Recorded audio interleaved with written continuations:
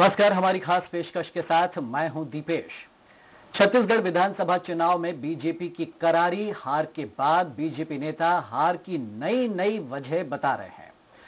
सूबे में पार्टी की ऐसी हुई हालत कि 15 साल तक विकास का दावा करने वाली रमन सरकार 15 सीट पर सिमट गई। इसके बाद भी पार्टी के नेताओं ने कभी भी हार की असल वजह खुलकर नहीं बताई, लेकिन अब पूर्व सीएम ने अपनों के साथ साथ विरोधियों पर भी निशाना साधा। बिलासपुर में पार्टी के शक्ति केंद्र के संयोजकों के सम्मेलन में रमन सिंह के दिल की बात जुबां पर आ गई। रमन सिंह ने कहा कि हमने अपने बल्ले से ही अपना स्टंप उखाड़ दिया है। रमन सिंह ने बयान उस वक्त दिया जब केंद्रीय गृह मंत्री राजनाथ सिंह भी उसी मंच पर मौजूद थे। अब रमन सिंह के इस बयान के सियासी पंडित अलग अलग मायने निकाल रहे हैं। इसी मुद्दे पर हम करेंगे चर्चा। हिट विकेट हुई बीजेपी में।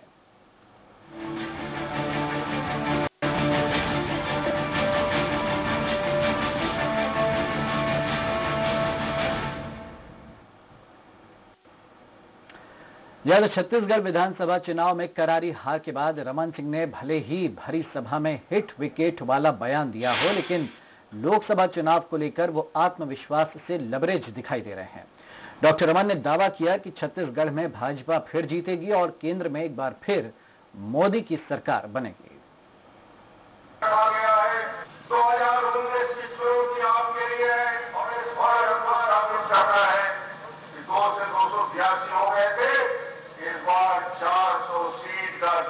लक्ष्य रखा गया है। छत्तीसगढ़ के 11 लोकसभा सीट का लक्ष्य रखा गया है। भारतीय जनता पार्टी के कार्यकर्ता इस कार्यकर्ताओं की टीम को कोई पराजित करने की ताकत कांग्रेस के पास नहीं है। हमारी थोड़ी बहुत गलती हुई थी। 15 साल राज करते करते मैंने कहा कांग्रेस की बॉर्डर में इतनी ताकत नहीं है कि मेरे बल्लेबाज को आउट करे। हम तो हिट विकेट हो गए भैया।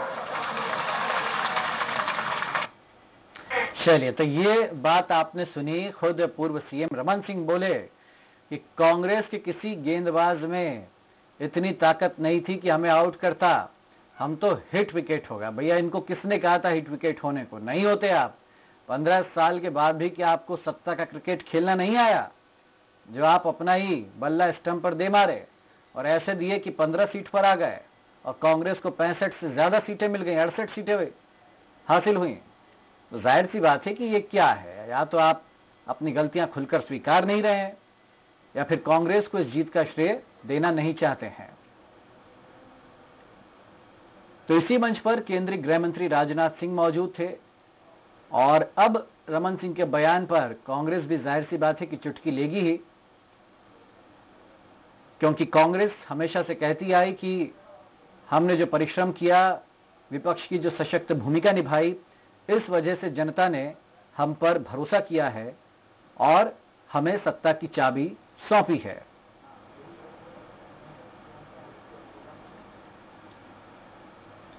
और चलिए, इसी मुद्दे पर चर्चा के लिए सीधे आपको रायपुर स्टूडियो लिए चलते। हमारे साथ कुछ खास मेहमान हैं। हमारे साथ बीजेपी की ओर से सच्चिदानंद उपासने जी, आपका स्वागत है। धनंजय सिंह ठाकुर जी हैं कांग्रेस की ओर से। धनंजय जी, आपका स्वागत है। रविकांत कौशिक जी हैं, वरिष्ठ पत्रकार। सर, आपका स्वागत है।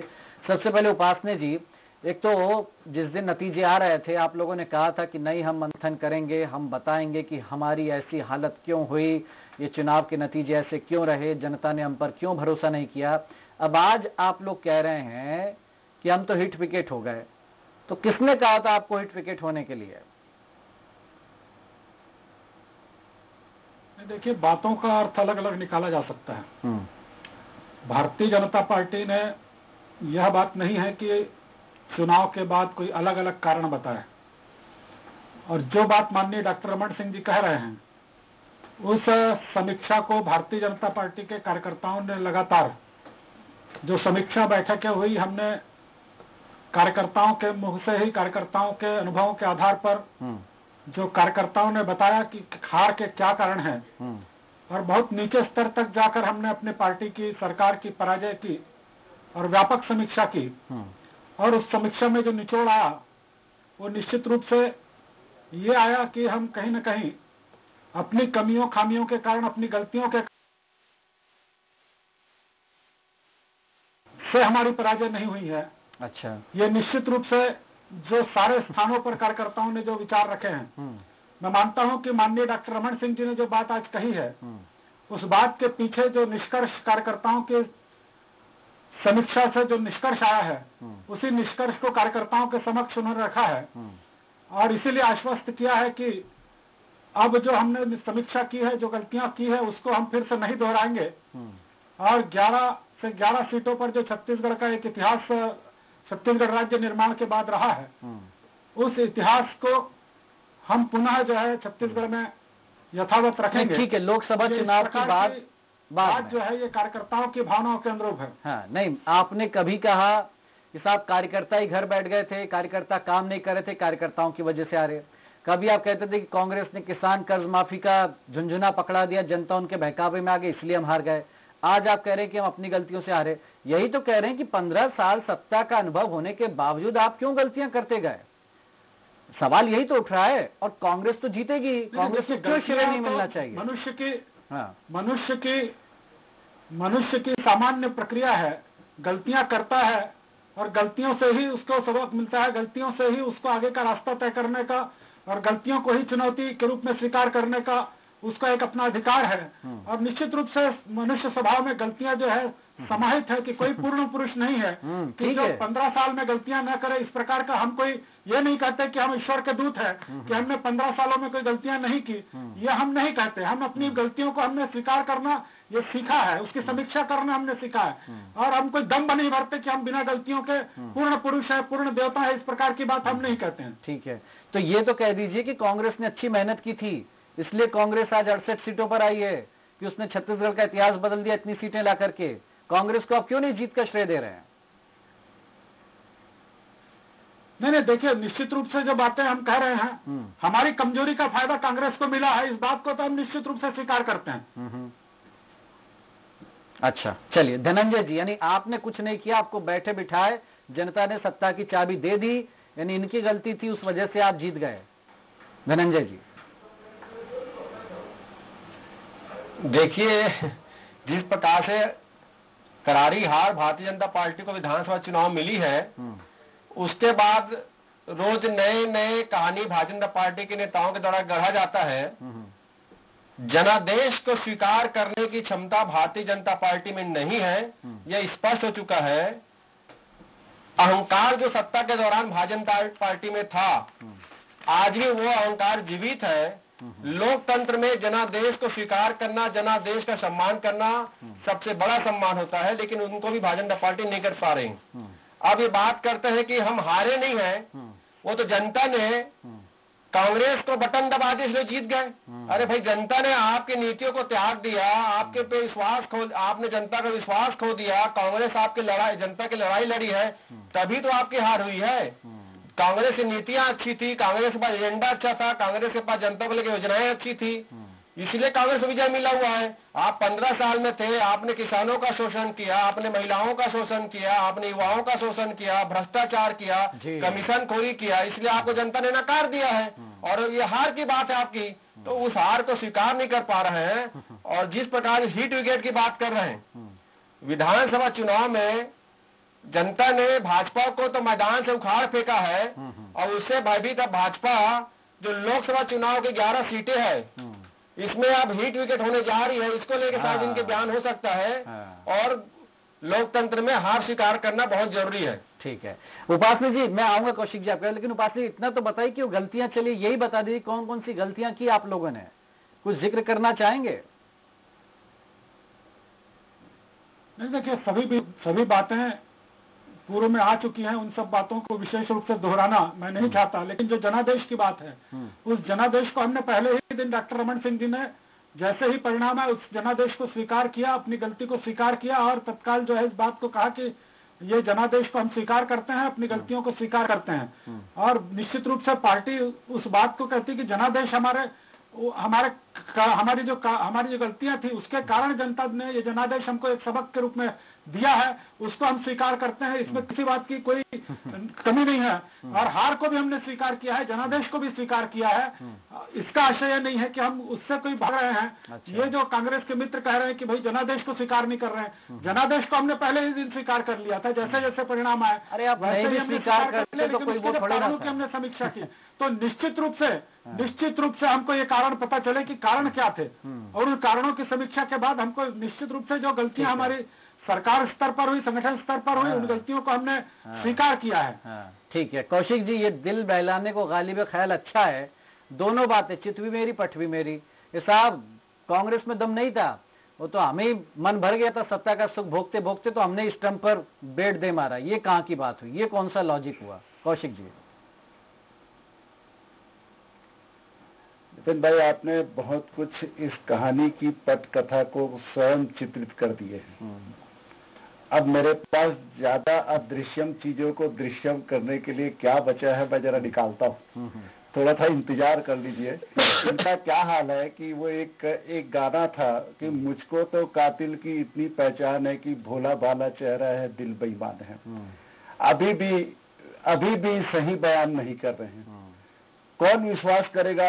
हम तो अंतिम बॉल में छक्का मारने वाले हैं, हमारी सरकार हर हालत में बनेगी, हमारे राष्ट्रीय अध्यक्ष का निर्णय मिशन 65 कर दिया 68।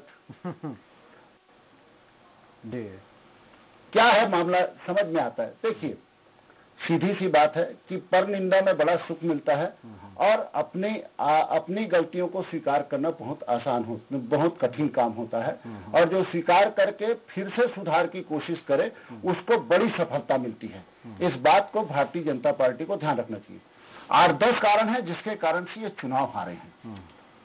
सत्ता और संगठन को चलाने का इनका पूरा तरीका जो 80 में जो भाजपा बनी थी उसके विपरीत चले गए थे। जो कांग्रेस का चरित्र था, जो कांग्रेस जिस प्रकार से चलती थी, सरकार और संगठन को चलाने का जो काम करती थी, उससे ज्यादा आगे बढ़ करके ये विसंगतियों में चला रहे थे संगठन और सरकार को। अधिकारी का राज था, नीचे वालों को सुनते नहीं थे। पार्षद से लेकर के सांसद तक के प्रत्याशियों को हराने वाले इनके यहाँ पैदा हो गए थे, और वो हरा भी रहे थे। अनुशासन का मामला, भारतीय जनता पार्टी सुचिता, सुशासन, अनुशासन के लिए जानी जाती है, परंतु इनके यहाँ वो एक प्रकरण हुआ था, आपको याद होगा, शिव प्रताप सिंह ने, इनके पूर्व अध्यक्ष हैं, आज वो नहीं है, उन्होंने एक अच्छी बात कही थी। उनकी सही बात कहने को लेकर के इन लोगों ने उनके अध्यक्ष पद छीन लिया था। काश ऐसा होता कि जिन लोगों ने महापौरों को हराया, जिन लोगों ने विधायकों को हराया, जिन लोगों ने सांसदों के खिलाफ पैसा लगाया, जिन लोगों ने मुख्यमंत्री प्रत्याशी के खिलाफ जिन लोगों ने पैसा लगाया, उनके प्रति भी अनुशासनहीनता की कार्रवाई ये लोग कर लेते। उनको कभी इन्होंने पूछा नहीं। दूसरी चीज, कार्यकर्ता को कमीशन खोरी किसने कहा? कार्यकर्ताओं को पद में के लिए इंटरव्यू देना पड़ेगा किसने कहा? मतलब पुराने लोगों को पूछा जाता था, पुराने लोगों को पूछना बंद हो गया। अब तो 11 की 11 सीटें जीतेंगे, 10 की 10 सीटें जीतेंगे, कितनी सीटें जीतेंगे वो तो अलग बात है। भारतीय जनता पार्टी के अंदर अभी जो आवाज आ रही है वो बहुत गंभीर है, और उसके लिए जरूरी है कि जो ऊपर के निर्णायक मंडल के लोग हैं, रायपुर से लेकर दिल्ली तक के, अभी भी जो अहंकार में जो भरे हुए हैं, अभी भी उनको लगता है कि हम सत्तासीन हैं, वो अपने दिमाग को खोलें और कार्यकर्ताओं की आवाज को सुने। कार्यकर्ताओं की आवाज है, उसको दरकिनार मत करें। अगर कार्यकर्ताओं की आवाज को दरकिनार करेंगे तो ये फिर हारेंगे लोकसभा का चुनाव। ठीक है, अच्छा है कि 75 दिन में रमन सिंह ने आज स्वीकार किया, 70 माह के 65 पाने का अंदाज जो लगाए थे, वो आज कह रहे हैं कि हम हिट विकेट हो गए।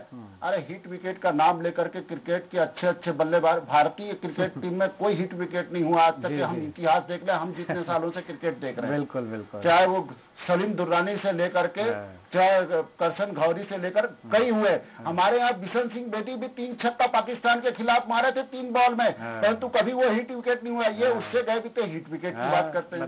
साथ बहुत सी बात। ठीक है, सत्य को स्वीकार करें रमन सिंह जी। और जो भाजपा के अंदर जो आवाज है, जो भाजपा के अंदर जो आवाज है, आवाज इस समय वो ये है कि संगठन के अंतर्गत आमूल चूल परिवर्तन किया बिल्कुल, जाए ठीक। और जो कोर कमेटी में जो है और जो प्रबंध कार्य कमेटी में है वो सारे नीचे से लेकर ऊपर तक बदलाव किया जी। जाए। अगर वो 7 मुखी चेहरों को अगर नहीं बदला गया जी, तो ठीक है। प्रदेश में नए सिरे से भाजपा खड़ी नहीं हो सकती, ये। क्योंकि इन लोगों ने बहुत सारी विसंगतियां की। ठीक है, बिल्कुल ठीक।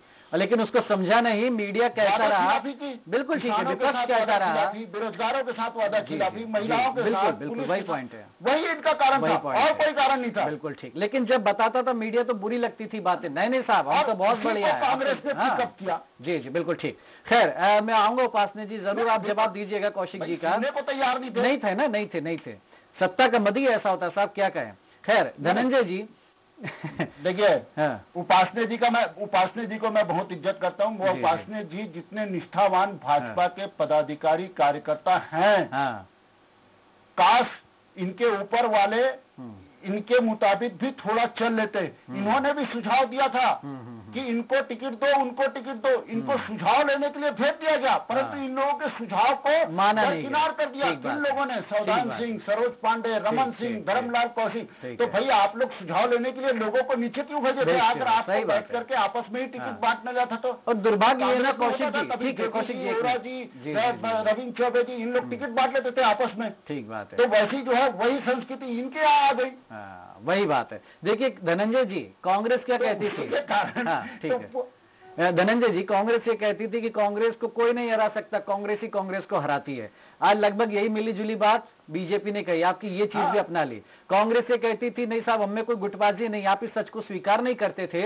इसका खामियाजा ये था कि आप कई राज्यों में 3-3 चुनाव हार रहे थे, उस गुटबाजी को आपने दूर किया, पार्टी विरोधियों को बाहर किया, उसका आपको फायदा मिला। तो हम क्यों ना माने कि वाकई बीजेपी के नेता सही कह रहे हैं कि आप में दम नहीं था, वो तो खुद ही गलती करते गए, इसलिए वो चुनाव हार गए, आप जीत गए। देखिए 15 साल से भारतीय जनता पार्टी सत्ता में थी और सत्ता अगर जनता आपको सौंपी है तो आपके योजना, आपके एजेंडा पे भरोसा करके सौंपी है। और आप जब जनता को धोखा देंगे तो निश्चित तौर पर जब जनता को धोखा देंगे, आप जनता के साथ फरेब करेंगे तो जनता आपसे नाराज होगी। और जो भी विपक्षी दल होगा, जिस प्रकार से आज भारतीय जनता पार्टी पक्ष में बैठी हुई है, वो निरंतर जनहित के कार्यों का समर्थन करे और जन विरोधी कार्य कहीं पे होता है तो विपक्ष दायित्व को निर्वहन करे। कांग्रेस पार्टी ने वही किया। जहां सरकार ने जन विरोधी नीतियां बनाई, जनता को प्रताड़ित करने का काम किया, तो कांग्रेस पार्टी जो शुरुआत से जो लड़ाई लड़ते आ रही, जनता की लड़ाई हमने लड़ा है, सड़कों पर उतरकर, सदन में उतरकर, और हमारे में कोई गुटबाजी नहीं थी, हमारी सभी लड़ाई में सभी लोग शामिल थे। उसका ही नतीजा है कि आज हमको सफलता मिली है। अगर हम लड़ाई नहीं लड़ते और इनकी तरह बात करते कि हम हीट विकेट हो गए हैं, हमारे कार्यकर्ता को हम आरोपित करते, तो इसी तरह हमको सफलता मिलती नहीं है। हमारे कार्यकर्ता, हमारे नेता मिलकर जनता की लड़ाई लड़े, जिसका ही परिणाम है कि आज 68 सीटों पे हमको जनादेश मिला हुआ है। बिल्कुल ठीक है। लेकिन उपासने जी देखिए, जो कौशिक जी भी इशारा कर रहे हैं, जनता से हमने जो वादा किया। जी जी ठीक है कौशिक जी, उपासने जी निश्चित तौर पर हर संगठन में निश्चित तौर पर वरिष्ठ पत्रकार माननीय कौशिक जी को बड़े ध्यान से सुन रहा था। बोलिए। जितनी बातें भी उन्होंने कही वो कमोबेश इन बातों का निष्कर्ष वही था कि हमारी कमियां खामियां थी। वो सारी बातें जो हम आज स्वीकार कर रहे हैं, उन्हीं सारी बातों को माननीय कौशिक जी ने अपने उद्बोधन में, अपने इसमें सारी बातें कही है। तो निश्चित रूप से उन बातों को तो हम स्वीकार कर रहे हैं कि जो कौशिक जी कह रहे हैं कि वो कमियां खामियां थी हमको, हमारे में, उसी को तो हम चिंतन किया, मनन किया, उस पर हमारी समीक्षाएं हुई और आज उसी बात को हम सार्वजनिक रूप से कह रहे हैं कि हमारी गलतियां जो थी उसी के कारण हम पराजित हुए, उसी के कारण हमको इस प्रकार की सत्ता से विमुख होना पड़ा है। तो इन सब गलतियों के कारण हम हुए हैं, उसका हमने मनन किया, उस पर हम आगे जो है इस प्रकार की पुनरावृत्ति न हो, इस बात को हम जो है कार्यकर्ताओं के समक्ष कह रहे हैं कि आगे हम इस प्रकार की पुनरावृत्ति नहीं करेंगे और लोकसभा चुनाव में हमारी जो भूमिका होगी वो बदली हुई भूमिका होगी। इस प्रकार से जो बात हम कह रहे हैं कौशिक जी को, तो मैं कह रहा हूँ कि जो बातें उन्होंने कही उसी को हमने, ठीक है, और लेकिन उपासने जी वो कह रहे हैं ना, उसको अलग से बताने की जरूरत नहीं है कि ऐसा है वैसा है। नहीं मैं बता रहा हूँ आपको क्या जरूरत बातें हैं, वही बातें हैं। जी जी, वो ये भी कह रहे हैं कि आमूलचूल परिवर्तन की जरूरत है। जो तिकड़ी चौकड़ी ऊपर है अगर वही रहेगी वर्तमान में भी, तो लोकसभा चुनाव में भी हो सकता है आपकी यही हालत हो। फिर आप ये कहेंगे कि नहीं साहब हम तो 8 विकेट हो गए, हमें तो कांग्रेस नहीं हरा पाई। तो ये क्या बात हुई? हम ये कह रहे हैं कि जो गलतियां उससे सबक आपने क्या लिया, उसके बाद क्या परिवर्तन किया आप लोगों ने? देखिए केवल एक ही कारण नहीं है कि हम ये कह दें कि भाई केवल नेतृत्व परिवर्तन से यह हो जाएगा, इस प्रकार की बात नहीं है। समय पर आएगा, जब प्रकार की संगठनात्मक व्यवस्था है उसकी समयावधि होती है, उन सारी समयावधि में जिस प्रकार से परिवर्तन संगठन के होते हैं वो भी संभावित हैं, वो भी होंगे। लेकिन इसका आशय नहीं कि उस सारा दोष उन पर मढ़कर जो है हम इतिश्री कर ले उस बात की कि केवल नेतृत्व बदल गया, लोग बदल गए तो जो गलतियां हैं वो नहीं होंगी, इस प्रकार से नहीं है। जो गलती करने वाला भी यदि स्वीकार करता है कि भाई मेरे से गलती हुई थी और मैं उस गलतियों को आगे नहीं करूंगा, तो ये भी बहुत बड़ा परिवर्तन होता है। इसलिए इसको कहना कि उनको बदल के सजा दे देना, यही कोई रास्ता नहीं होता है राजनीतिक दलों में। लेकिन उपासने जी, एक होती है हार कि ठीक है हार गए, है ना, जैसे मध्य प्रदेश में हुई, तो वो हार और आपकी हार में बड़ा अंतर है।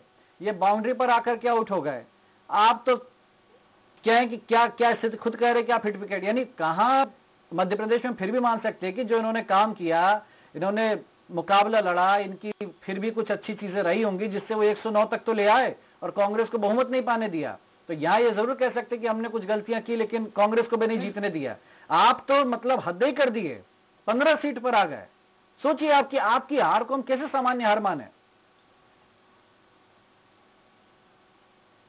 नहीं, देखिए परिस्थितियां सब जगह की अलग अलग हैं। वहां पर क्या परिस्थितियां थी, वहां संगठनात्मक परिस्थितियां क्या थी, वहां किस प्रकार से सत्ता की परिस्थितियां क्या थी, ये वहां की चिंता का विषय हो सकता है। राजस्थान का राजस्थान में हो सकता है, मध्य प्रदेश का मध्य प्रदेश में हो सकता है। छत्तीसगढ़ की बात हम कर रहे हैं तो छत्तीसगढ़ में जो बातें हुई है उसको हमने निश्चित रूप से स्वीकार किया है और इसी बात को माननीय डॉक्टर रमन सिंह जी कह रहे हैं कि भाई हमने स्वयं जो है आत्मघाती निर्णय ले लिया है, हमारी गलतियां हैं, उसके कारण हमको ये पराजय स्वीकार करनी पड़ी है, पराजय का सामना करना पड़ा है। तो इसमें मैं मानता हूं कि जब नेतृत्व जो जिनके नेतृत्व में चुनाव लड़ा गया वे स्वयं इस बात को स्वीकार कर रहे हैं कि इस प्रकार की गलतियां हुई है और उसके लिए हम सब जो दोषी हैं उसको हम सुधारेंगे। ठीक है कौशिक जी।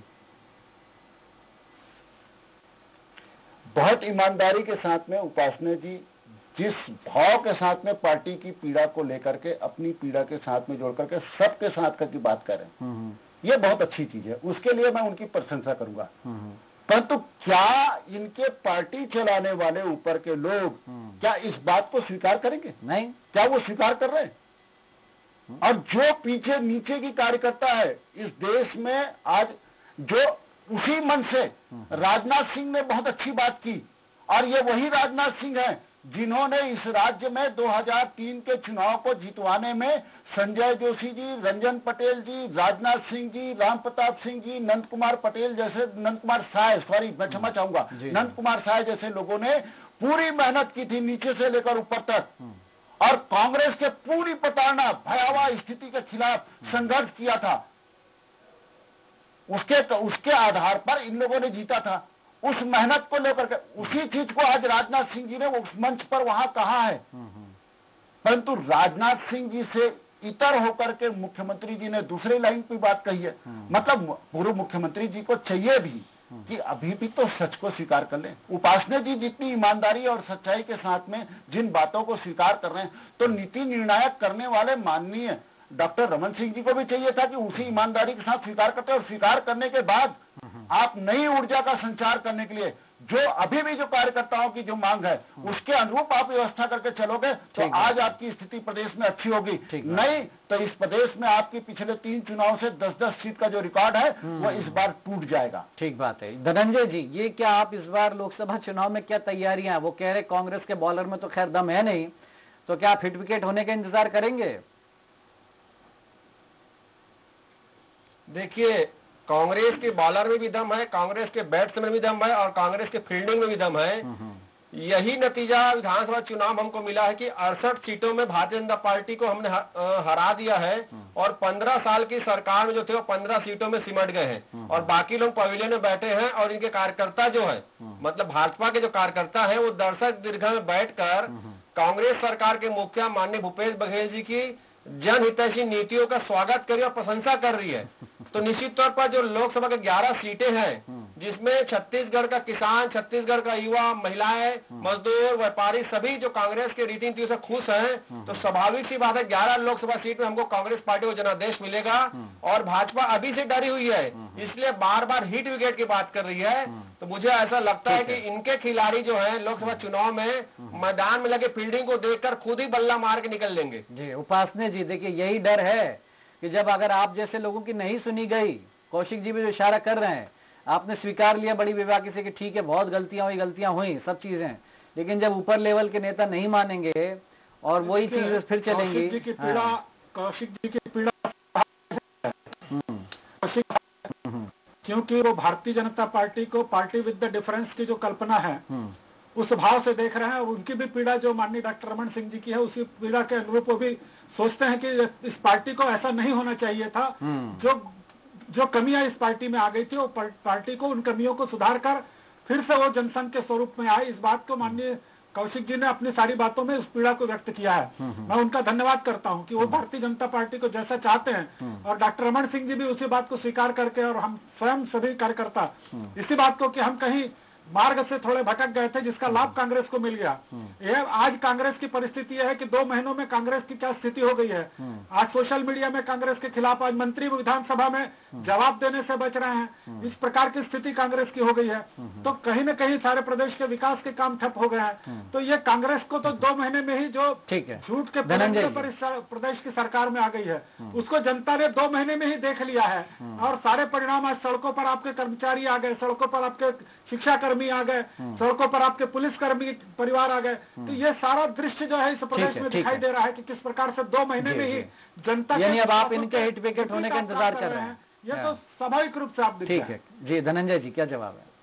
2 महीने की सरकार से 2 महीने की सरकार ने अपने घोषणा पत्र के आधे से ज्यादा बिंदुओं को अमल में ला दिया। इससे राज्य की जनता खुश होगा। जिस पुलिस कर्मचारियों की बात कर रहे हैं उनका परिवार माननीय मुख्यमंत्री जी का सम्मान कर रहा है, स्वागत कर रहा है। जिन शासकीय कर्मचारियों की बात कर रहे हैं वो मुख्यमंत्री जी का सम्मान कर रहे हैं, और किसान सम्मान कर रहे हैं, आदिवासी सम्मान कर रहे हैं। तो निश्चित तौर पर जिनको लाभ मिला है कांग्रेस पार्टी की सरकार से वो जनता खुश है। और भाजपा विपक्ष में बैठी है, विपक्ष का हमें आलोचना करना है, लेकिन जनहित कार्यों का स्वागत भी करना चाहिए। और विपक्ष के बेहतर धर्म जो भाजपा निभाने की तैयारी कर रही है उनको आना चाहिए। स्वागत भी किया। और इनके ही नेता भाजपा के नेता ही हम लोग तो शिकायत कर रहे हैं भारतीय जनता पार्टी सरकार का कमीशन खोरी और भ्रष्टाचार का। भ्रष्टाचार के आप जांच कराइए, जांच कराइए। चलिए बहुत शुक्रिया आप तीनों का हमारे साथ इस चर्चा में जुड़ने के लिए। समय समाप्त हो गया है, लेकिन ये वाकई बात अब इसे किस तरीके से लें। ये कहें कि वाकई बीजेपी ने अपनी गलती मान ली कि हमने इतनी गलतियां की, इस वजह से 15 साल में सत्ता से बाहर हुए और इतने बुरे बाहर हुए कि अब रिवाइज करने में बड़ा मुश्किल हो जाएगा। और लेकिन ये कहना गलत होगा कि कांग्रेस के बॉलर्स में दम नहीं था। सभी नेताओं ने बढ़िया काम किया और इसीलिए इतने बड़े अंतर से कांग्रेस बीजेपी को हरा पाई। खैर आगे देखना है कि बीजेपी लोकसभा चुनाव में कैसा मैच खेलती है। इस खास पेशकश में इतना ही। आप देखते रहिए स्वराज एक्सप्रेस।